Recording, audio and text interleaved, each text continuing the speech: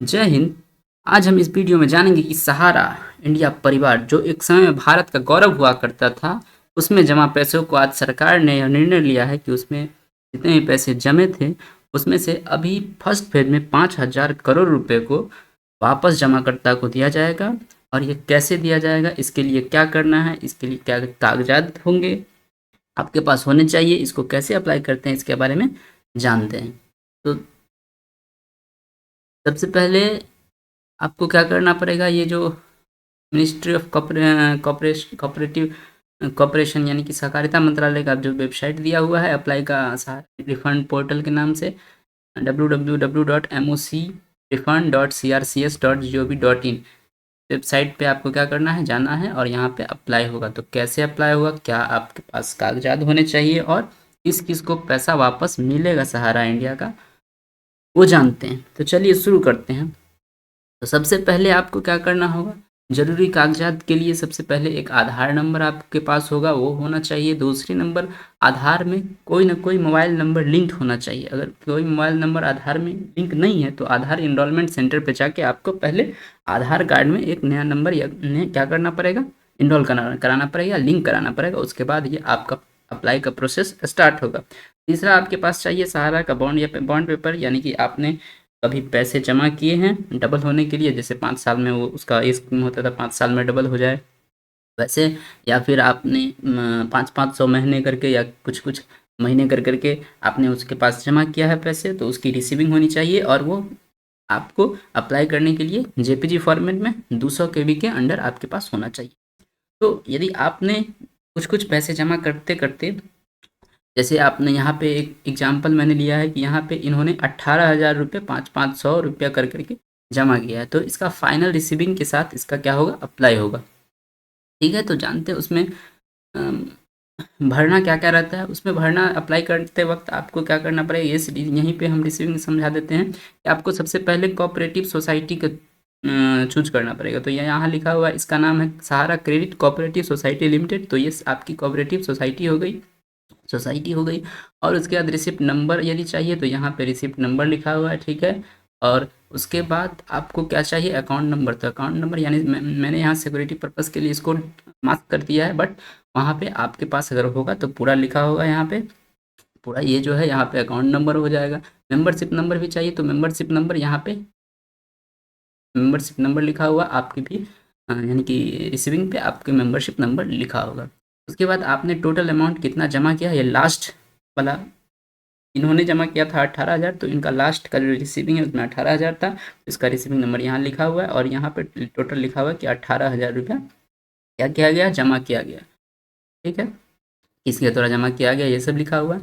Account number, passbook number भी कभी कभी मांगता है, या सर्टिफिकेट नंबर। तो यदि आपके पास एक बार में ही आपने पैसा जमा किया है, पैसा डबल करने के लिए 5 साल में, तो उस पर सर्टिफिकेट नंबर दिया रहता है, उसको सर्टिफिकेट नंबर लिखना है। और यदि आपके पास पासबुक है तो उसमें पासबुक नंबर दिया रहता है 4 अंक का, उसको भी लिखना है। तो चलिए, जैसे यहाँ पे है एक दूसरा बॉन्ड गोल्डन डबल का, हमारा India credit cooperative society limited का। इसका जो है सूस रिसिप्ट नंबर यहाँ दिया हुआ है, मैंने यहाँ पे छुपा दिया है, और सर्टिफिकेट नंबर दिया हुआ, उसके बाद मेंबरशिप नंबर यहाँ पे दिया हुआ है।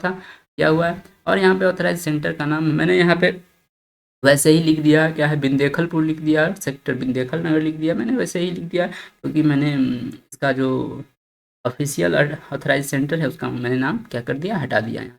और इन्होंने कितना पैसा जमा किया, तो 5,000 जमा किया। कब जमा किया, ये इतना डेट, अकाउंट ओपनिंग डेट भी देना पड़ता है, तो आपके पासबुक पे या फिर आपके बॉन्ड पे लिखा हुआ होता है कि कब आपने जमा किया है, तो यहाँ पे लिखा हुआ है, ठीक है। और नॉमिनी का नाम भी लिखा हुआ रहता है, ठीक है। और अकाउंट नंबर यहाँ पे लिखा हुआ है, ये देखिए। उसके बाद नीचे मैच्योरिटी अमाउंट लिखा हुआ है कि 5,000 जमा किया और आपको इतना मैच्योरिटी डेट 23/9/2022 को मैच्योरिटी डेट के साथ इतना अमाउंट मिलेगा। लेकिन अभी सरकार ने केवल जितना पैसा आपने जमा किया उतना पैसा को आपको वापस कर रही है। और जितना जमा किया है, यदि आपने 10,000 से ज़्यादा जमा किया है तो आपको 10,000 रुपया पहले फेज में आपको दिया जाएगा। तो चलिए शुरू करते हैं, इसको कैसे अप्लाई करते हैं और किस किस को मिलेगा। तो ये 4 सोसाइटी है, इस सोसाइटी में ही अगर आपने पैसा जमा किया है तो आपको पैसा वापस होगा। सबसे पहला कौन है, सहारा क्रेडिट कोऑपरेटिव सोसाइटी लिमिटेड। दूसरा है सहारा यानी यूनिवर्सल मल्टीपर्पज सोसाइटी लिमिटेड। तीसरा है हमारा इंडिया क्रेडिट कोऑपरेटिव लिमिटेड, और चौथा है stars multipurpose cooperative society limited. यदि आपने इस चार सोसाइटी में आपने पैसा जमा किया है तो आपका पैसा इस फेज में जो अभी अप्लाई हो रहा है उसमें मिलेगा। तो चलिए शुरू करते हैं।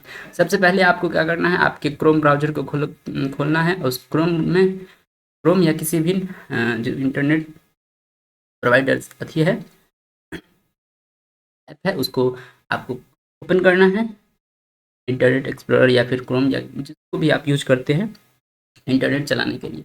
सबसे पहले उसको सर्च बॉक्स में लिखना है सहारा रिफंड पोर्टल, या फिर एक जो साइट था उसका लिंक यदि आप चाहे तो मैं डिस्क्रिप्शन में दे दूंगा, वहाँ से आप जा सकते हैं। यानी तो क्रोम खोल करके यहाँ पे लिखना है सहारा रिफंड पोर्टल। उसके बाद आपको यदि सर्च करना है, सर्च करेंगे तो आप आ जाएंगे यहाँ पे, और सर्च होने के बाद सबसे पहला जो यहाँ पे वेबसाइट है mocrefund.crcs.gov.in यानी कि central register of cooperative society refund portal. तो रिफंड पोर्टल का जो पहला साइट है इस साइट पे आपको क्लिक करना है, और क्लिक करने के बाद क्या होगा कि आपका ये पेज, ये साइट खुल जाएगा। और ये साइट खुलने के बाद आपको सबसे पहले क्या करना है, आपका जो आपने जो पैसा जमा किया है यानी कि आप जमा करता है तो आपको क्या करना पड़ेगा, इस साइट पे रजिस्ट्रेशन कराना पड़ेगा। तो सबसे पहले आपको क्या करना पड़ेगा, जमा करता पंजीकरण, तो जमा करता पंजीकरण यहाँ है तो इस पर क्लिक करना पड़ेगा। उसके बाद आपसे सबसे पहले आधार नंबर का लास्ट 4 डिजिट नंबर मांगेगा। आधार जो कि 12 अंकों का होता है उसमें लास्ट का जो अंत का जो 4 अंक है उसको यहाँ पे क्या करना है, आपको भर देना है। और उसके बाद आधार से जुड़ा हुआ कोई जो मोबाइल नंबर है आपका उसको यहाँ पे क्या करना है, आपको भरना है।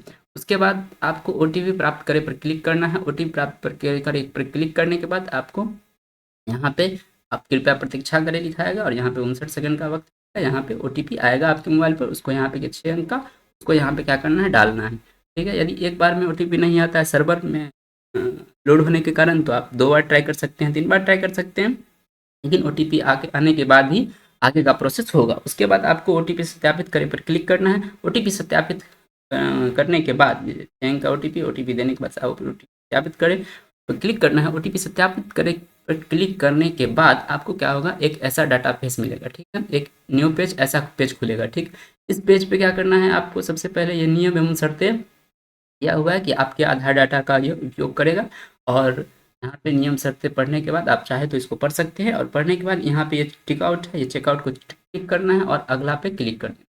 जब आप अगला पे क्लिक करेंगे तो ऐसा एक न्यू पेज खुलेगा, और ये इस पेज में आपका आधार जो नंबर है 12 अंकों का उसको पूरा भरना है। यदि आपका आधार अंक यहाँ पे पूरा भरने के बाद आपको क्या करना पड़ेगा, OTP प्राप्त करे पर क्लिक करना होगा। और जब ये OTP आपके मोबाइल पे जाएगा तो यहाँ पे लिखा होगा कि आपके आधार से जुड़े मोबाइल नंबर पर OTP भेजा जाएगा। अगर आपके मोबाइल नंबर पर एक बार में OTP नहीं आता है तो 2 बार आप क्लिक कर सकते हैं, यानी कि लेकिन आ जाएगा आपका जो फ़ोन है उस पर OTP आएगा। और OTP आने के बाद आपको क्या करना है, यहाँ पे OTP देना है और OTP सत्यापित करे पर क्लिक करना है। OTP सत्यापित करने पर क्लिक करने के बाद ऐसा पेज आपको हो सकता है जब सर्वर पर लोड ज़्यादा रहता है तो सर्वर बिजी रहता है तो, लेकिन अंततः आपको क्या होगा कि आपका जो OTP सत्यापित हो जाएगा। OTP सत्यापित क्लिक करने के बाद यहाँ पे क्लिक कीजिएगा तो, और ऐसा एक पेज खुलेगा। ऐसा पेज खुलने के बाद आपको सबसे पहले क्या करना है, आपने जिस भी सोसाइटी में आपने पैसा जमा किया है उसका यहाँ पे ये ड्रॉप डाउन है, इस पर क्लिक करके यहाँ पे 4 सोसाइटी का नाम आएगा। इसमें से जिसमें भी आपका पैसा जमा है उस पर क्लिक करना है। जैसे यहाँ पे एग्जाम्पल के लिए दिया हुआ है, इसका पैसा जमा है हमारा India credit cooperative society limited. तो आपको सबसे पहले क्या करना है, उसमें आपको 4 ऑप्शन में ये जहाँ पे नाम होगा हमारा India credit cooperative society limited उस पर क्या करना है, आपको सेलेक्ट करना है। उसके बाद यहाँ पे इंटर मेंबरशिप नंबर देना है। यदि आपको नहीं पता है तो आपके पासबुक में होगा या आपके रिसीविंग में होगा। यदि आपके पास पासबुक है तो यहाँ पे आपका मेंबरशिप नंबर ये देखिए, ये आपका सदस्यता संख्या मैंने यहाँ पे ढक दिया है सिक्योरिटी पर्पज़ के लिए, लेकिन आपके रिसीविंग में भी और आपके पासबुक में भी होगा। वहाँ पे आपको लिख देना है। उसके बाद अकाउंट नंबर लिखना है, खाता संख्या लिखना है जो कि यहाँ पे दिया हुआ है। खाता संख्या आपके अकाउंट नंबर पे आपका अकाउंट नंबर लिखा होगा उसको देना है। उसके बाद रसीद संख्या यानी कि रिसिप्ट नंबर, जो आपने पैसा जमा किया है उसका रिसिप्ट, जो अंतिम पैसा आपने कुल कितना जमा किया है उसका रिसिप्ट नंबर आपको दे देना है लास्ट वाले का। टोटल हमने, यानी यदि आपने 5,000 जमा किया तो 5,000 में जो जमा किए होंगे उसका रिसिप्ट नंबर दे देना है यहाँ पे। और आपको पासबुक नंबर या फिर आपके सर्टिफिकेट नंबर दिया होगा उसको दे देना है। तो पासबुक नंबर देखने के लिए यहाँ पे जैसे ये पासबुक है, पासबुक का यहाँ पे कोना पे है 4 अंक का पासबुक नंबर, इसको यहाँ पे आपको देना है। और आपने अकाउंट कब खुलाया, इसका खोला है, इसका डेट देना है यहाँ पे। तो डेट यहाँ पे आप देख सकते हैं, यहाँ पे लिखा हुआ है अकाउंट ओपनिंग डेट, खाता खुलने की तिथि। तो आपके पासबुक पे यहाँ पे लिखा होगा, या फिर आपके पास बॉन्ड है तो आपके बॉन्ड पे वहाँ पे लिखा होगा। उसके बाद आपने कितना पैसा जमा किया है टोटल यहाँ पे लिख देना है। उसके बाद यदि आपने कभी उससे ऋण लिया है या पैसा जमा किया है, तो आपने कभी उससे कर्ज लिया है तो इस पे क्लिक करना है, इस सब पे। अगर नहीं किया है, आपको थोड़ा भी पैसा नहीं मिला है, तो इसको वैसे ही छोड़ देना है। और जमा प्रमाण पत्र जो आपके पास रिसीविंग है, या फिर ऐसा जो आपके पास पासबुक है जिसमें आपने पैसा क्या किया है, जमा किया है, उसका डिटेल्स लिखा हुआ है, उसको यहाँ पे 200 KB में कर करके यहाँ पे चूज फाइल पे क्लिक करना है। चूज फाइल पे क्लिक करने के बाद आपको क्या करना है, यहाँ पे चूज फाइल पे क्लिक करने के बाद यहाँ पे दावा जोड़े पे क्लिक करने के बाद आपका जैसे यहाँ पे शो हो रहा है कि दावा जुड़ जाएगा। और जैसे इसका एक हमने जोड़ा है, तो फर्स्ट में लिखा हुआ सोसाइटी का नाम लिखा हुआ है, इसका सदस्य लिखा हुआ है, खाता संख्या, रसीद संख्या, प्रमाण पत्र यानी कि या फिर पासबुक नंबर, जमा खोलने की तिथि दिया हुआ है और कितना जमा किया है ये दिया हुआ है। ये आपको आ जाएगा दावा जोड़ने। यदि आपको कोई और अकाउंट है, एक से ज़्यादा अकाउंट में आपने पैसा जमा किया, तो आपको फिर से यहाँ पे क्या करना है, फिर से यहाँ पे क्लिक करना है। फिर यहाँ पे दूसरी सोसाइटी या फिर उसी सोसाइटी में आपका दूसरा अकाउंट है, तो वहाँ पे उसको क्लिक कर लेना है। और उसके मेंबरशिप नंबर, उसका अकाउंट नंबर, उसका रसीद, उसका पासबुक नंबर, उसका खाता खोलने का तिथि, कितना पैसा आपने जमा किया है वो, उसके बाद उसका प्रमाण पत्र या रिसीविंग जो भी है आपके पास, उसको अपलोड करना है। 200 KB से कम होना चाहिए, ठीक है। यहाँ दावा जरूर पे क्लिक करना है, यहाँ पे 2 नंबर पे आपका वो इसके पास एक ही था तो इसको मैंने एक जोड़ दिया। उसके बाद आपको क्या करना है, अगला पे क्लिक करना है। अगला पे क्लिक करने के बाद एक ऐसा पेज खुलेगा जिसमें एक रिक्वेस्ट फॉर्म निकलेगा, क्लेम रिक्वेस्ट फॉर्म निकलेगा। इस क्लेम रिक्वेस्ट फॉर्म को यहाँ पे दावा अनुरोध प्रपत्र जनरेट करे पर क्लिक करना है। अगर यहाँ पे आप क्लिक कर देंगे, उसके बाद क्या करना है, आपको सबसे पहले यहाँ पे इसे डाउनलोड करना है। तो यहाँ पे क्लिक करके डाउनलोड कर सकते हैं आप, ठीक है। यहाँ पे क्लिक करके PDF में ये डाउनलोड हो जाएगा। इसके बाद आपको क्या करना है, यहाँ पे लिखा हुआ है फॉर्म डाउनलोड करें।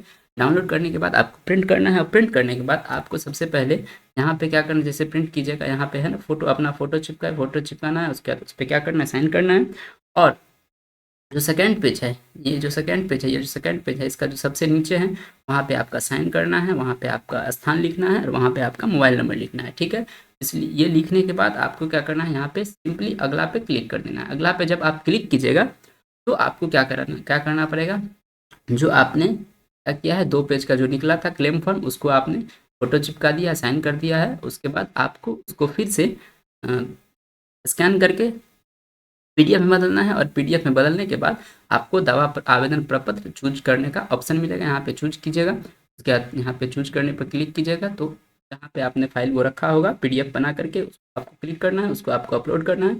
और प्रीव्यू करके इसको देख लेना है कि सही है कि नहीं है। उसके बाद अपलोड पे क्लिक करना है। जब अपलोड पे क्लिक कीजिएगा, उसके बाद आपको शो करेगा कि दस्तावेज सफलतापूर्वक अपलोड किए गए। अब अगले चरण पे जाएँ। यदि आपका जो अमाउंट है वो 50,000 से ज़्यादा है, तो यहाँ पे एक शो करेगा क्या,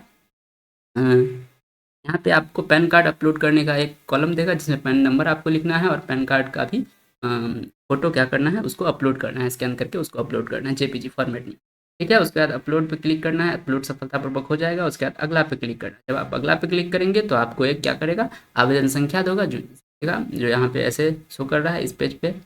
आवेदन संख्या ये है इसका, और ये कब आपने जमा किया है ये देगा। और 45 दिन के अंदर आपका पैसा आएगा, कितना आएगा वो। और ये जो आवेदन संख्या है, इसको मोबाइल पे भी OTP यानी कि मैसेज के माध्यम से आपको भेज देगा, या फिर आप इसे प्रिंट करके रख सकते हैं, ठीक है। अब ये आपका हो गया, क्या हो गया, फाइनल। आपका जो अप्लाई है वो पूर्ण हो गया। अब आप यहाँ पे क्या करते हैं, टास्क पे क्लिक कर सकते हैं, और